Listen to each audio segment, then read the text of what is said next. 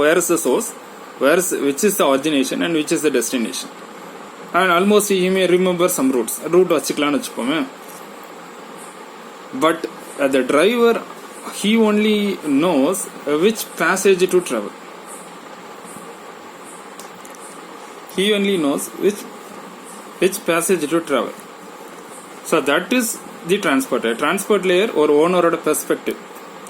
Driver perspective வந்து பார்த்தேன்னா அது ஒரு நெட்வொர்க்ஸ் லேயர். இப்போ புரிஞ்சுக்கோ, ஒரு ஓனர் என்ன பண்ணணும், ஒரு டிரைவர்கிட்ட என்ன பார்க்குறான் அப்படின்னு சொன்னா, பத்திரமா என் பஸ்ஸு சென்னையில இருந்து திருநெல்வேலியிலேருந்து சென்னை போய் சேரணும், பேசஞ்சர்ஸ் சேஃபாக போய் சேரணும், பேசஞ்சர்ஸ்லேருந்து எந்த கம்ப்ளைண்ட்டும் வரக்கூடாது. இதுதான் இது ensures the reliability, the ensures the quality. அதே தான் டிரான்ஸ்போர்ட் லேயர் இங்கே பண்ணுது. ஸோ இதை தான் நான் என்ன சொல்கிறேன் அப்படின்னு சொன்னால், we call this as connection oriented protocol. So transport லேயரோட perspective is connection oriented protocol. Understood what is my connection oriented protocol அப்படின்னா என்ன அர்த்தம்? ஒரு பேக்கெட் போகுது அப்படின்னு சொன்னால் அது எந்த ரூட்ல போதோ அந்த ரூட்ல தான் அடுத்தடுத்த பேக்கெட் போகுது அப்படிங்கிற கற்பனையை என்ன பண்ணும் அப்படின்னு சொன்னா அந்த டிரான்ஸ்போர்ட் லேயர் வச்சுக்கோ. We call this as a virtual link. என்ன, இதுதான் வர்ச்சுவல் லிங்க், இதுதான் கனெக்ஷன் ஓரியன்டட் ப்ரோட்டோகால் கூட. ஒரு பேக்கெட் எந்த பேசேஜ்ல போகுதுன்னு நினைக்குதோ அதே பேசேஜ்ல எல்லாமே போகுது அப்படின்னு சொல்லி டிரான்ஸ்போர்ட் லேயர் நினைக்கும். பட் நெட்வொர்க்ஸ் லேயருக்கு என்ன தெரியும் அப்படின்னு சொன்னா, அது என்னென்ன அவைலபிலிட்டி பாத் இருக்கோ அந்தந்த அவைலபிலிட்டி பாத்துல அது மூவ் ஆகும். Then it follows connection less oriented protocol.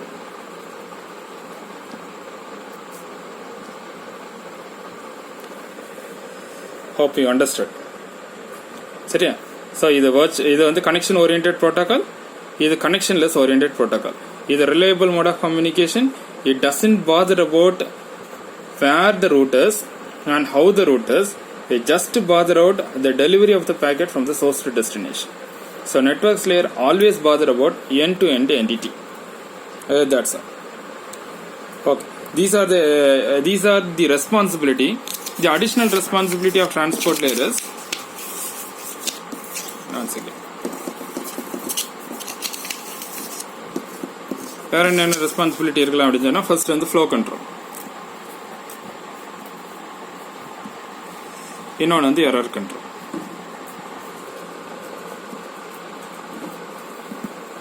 ஒன்று வந்து ஃப்ளோ கண்ட்ரோல், இன்னொன்று வந்து எரர் கண்ட்ரோல். இப்போ ஃப்ளோ கண்ட்ரோல் எப்படி எடுத்துக்கிறேன் அப்படின்னு சொன்னால், ஆக்சுவலாக இது வந்து டேட்டா லிங்க் லேயரும் பண்ணும். ஸோ டேட்டா லிங்க் லேயருக்கும் இதுக்கும் என்ன வித்தியாசம் அப்படின்னு சொன்னால், இப்போ நான் வந்து என் கையில் வந்து 100 மூடை அரிசி இருக்கு, சரியா?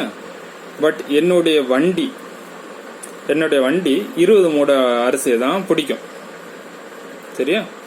ஸோ என்கிட்ட வந்து 100 மூடை அரிசி இருக்கு, என்னுடைய காட்டு வந்து 20 மூடையை பிடிக்கும், சரியா? நான் ஒரு வீட்டில் கொண்டு கொடுக்கணும்ல, டெலிவரி பண்ணணும் இல்லையா? அவன் வீட்டில் 2 மூடை அரிசி தான் வைக்க முடியும். இது 20 பேக்கெட்ஸ், சரியா? இவன் 2 பேக்கெட் வைக்க முடியும். இப்போ நல்லா ஞாபகம் வச்சுக்கோங்க, I have 100 bags and my vehicle can able to support 20 bag and the person where I am been going, he can able to accommodate only 2 bag. So I have 100 but he can able to accommodate 2. So net if I able to go with only 2 bag, then he is well affordable to accommodate. புரியுதா? என்கிட்ட 100 இருக்கு, அவனால 2 தான் வாங்க முடியும். அப்படின்னா அந்த 2 பேக்கை மட்டும் நான் கொண்டுட்டு போனாலே போதும். இப்போ ஆட்டோமேட்டிக்கா என்னுடைய flow control is been guaranteed by the capacity of the receiver, or else the capacity of the network. இந்த நெட்வொர்க்குங்கிறது என்னது? இன்டர்மீடியேட்ல இருக்கக்கூடிய என்னோட ஸ்விட்சஸ், என்னோட ரவுட்டர்ஸ், இதெல்லாம் வந்து என்னது அப்படின்னு சொன்னா என்னுடைய நெட்வொர்க்கோட கெப்பாசிட்டி.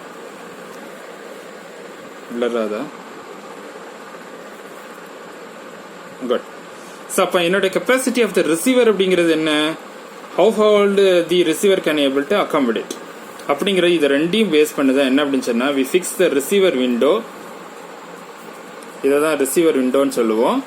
இதை வந்து என்ன அப்படின்னு சொன்னா நெட்வொர்க் விண்டோன்னு சொல்லுவோம், சரியா? இது ரெண்டையும் சேர்த்து normally feel it as with congestion window. சரியா? அப்ப கன்ஜெஷன் விண்டோ அப்படிங்கறது ஒண்ணு எதை பேஸ் பண்ணிருக்குன்னா ரிசீவரோட கெப்பாசிட்டியும் பேஸ் பண்ணிருக்கு, என்னோட நெட்வொர்க்கோட கெப்பாசிட்டியும் பேஸ் பண்ணிருக்கு.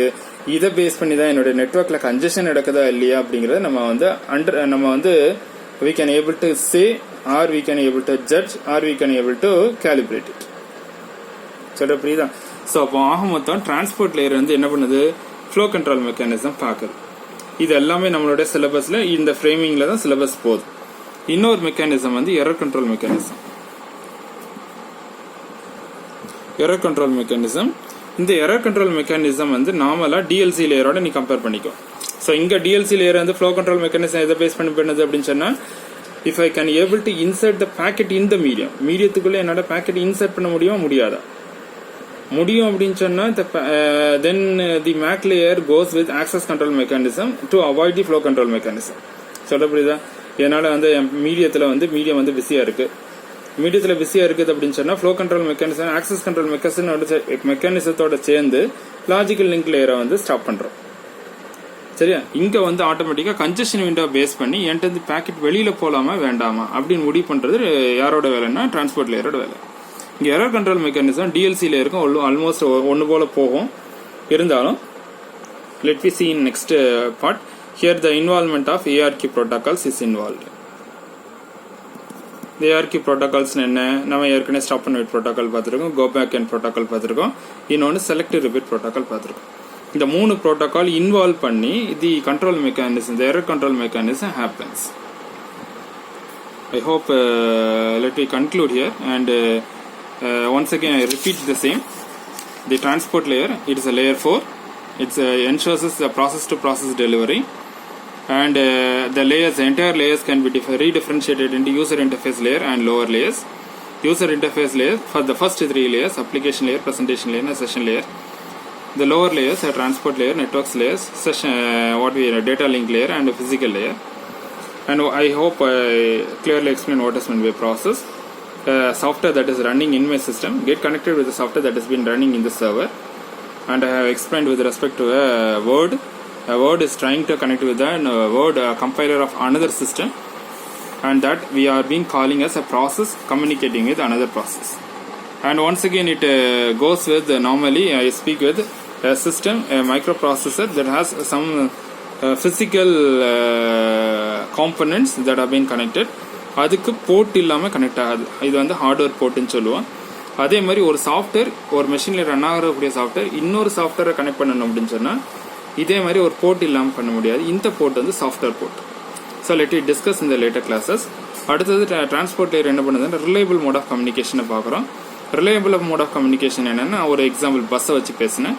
We call that is connection oriented. அதில் வந்து ஓனரோட பெர்ஸ்பெக்டிவ், டிரைவரோட பெர்ஸ்பெக்டிவ். ஓனரோட பெர்ஸ்பெக்டிவ் வந்து கனெக்ஷன் ஓரியன்டட் ப்ரோட்டோகால், டிரைவோட பெர்ஸ்பெக்டிவ் வந்து கனெக்ஷன்லெஸ் ஓரியன்டட் ப்ரோட்டோகால். ஓனரோட perspective has been carried by the transport layer, டிரைவரோட perspective has been carried by the networks layer. அடுத்தது என்ன இது பார்த்தோன்னா, once again it defines the flow control mechanism. DLC layer என்ன பண்ணுன்னு சொன்னேன், அதில் வந்து நம்மளுக்கு என்ன அப்படின்னு சொன்னால் ஒரு சோர்ஸோட கெப்பாசிட்டி, நெட்வொர்க்கோட கெப்பாசிட்டி, ரிசீவரோட கெப்பாசிட்டி வச்சு பேசணும். அதை பேஸ் பண்ணி வந்து capacity of the receiver and capacity of the network defines the flow control mechanism. அப்போ ரிசீவரோட விண்டோ, நெட்வொர்க்கோட விண்டோ, இது ரெண்டையும் சேர்த்து we call it as the congestion window.